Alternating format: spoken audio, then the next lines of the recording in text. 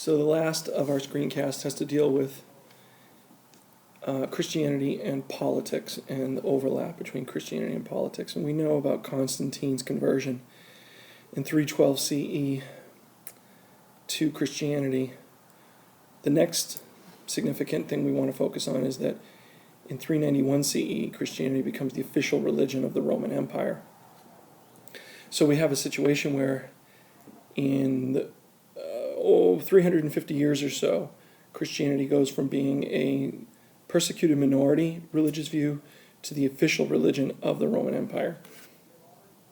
Very significant transition, to say the least.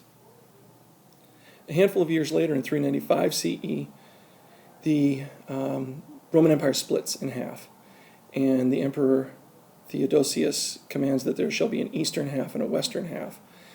And we'll talk about that in a little while, but what's important to know now is that the western half becomes very fragmented and falls apart into a lot of sort of smaller kingdoms and chiefdoms and things like that because of for a number of reasons, whereas the Eastern Empire stays intact.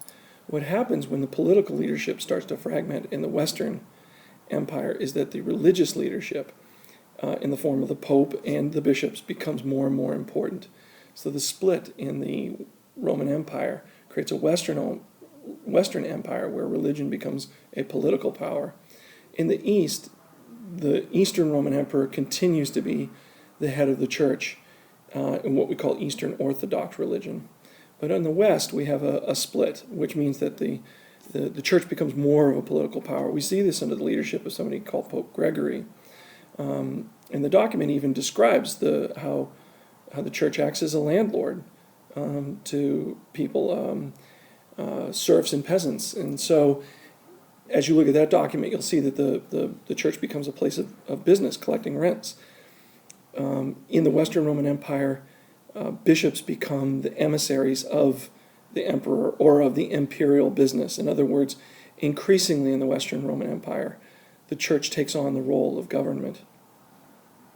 And then finally, the last bit we want to focus on is this man named Charlemagne, who around the year 800 reunites the fragments of the former Roman Empire into a large kingdom, a Frankish kingdom. You don't need to know this until we get there, but reunites them into a larger kingdom that is called the Holy Roman Empire.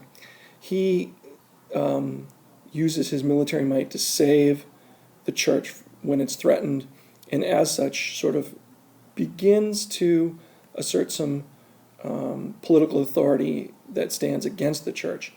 Begins a rivalry between political authority and church authority in Europe that will last really through to all the way into the 18th and 19th century. Charlemagne is famous also for being crowned Holy Roman Emperor by the Pope at the time. Very upset about that because he wanted to try to stand over and above the authority of the Pope. But when the Pope put the crown on his head, when he wasn't ready for it, symbolically told the world that the Pope still had authority over Charlemagne, the Holy Roman Emperor. In any case, what does this tell us? It tells us just about the interplay between politics and the church. The church becomes more and more of a political creature.